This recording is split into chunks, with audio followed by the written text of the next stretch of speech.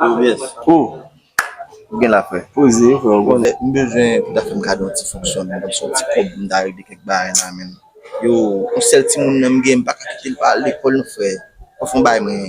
Pas toute force aussi. Oui, ça va mettre gain au monde ou faire comme ça. Use my Ugo. Fè, Pas qu'à n'a demandé men. m kon ki jan peyi a, sa m bal fè. M bagen job, m bagen kote m kamay d'emploi, m bagen m ka fè fè. Tout sa mesè la l pa mache baz. Pays ça va dire qu'on comment il y a là dans ma vie. Et m'a mettre ça me use my on ba connait son bourre tout bien on boîte chien peu importe ça li a men depuis quand me cop de poche pas fuck de ça on a dit bon.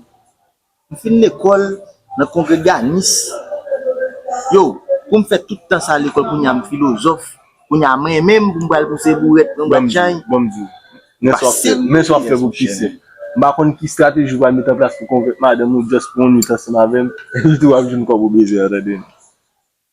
Quand On va jamais, m da préféré al fè chay 10 000 fois. Deixa eu parler. Vamos là.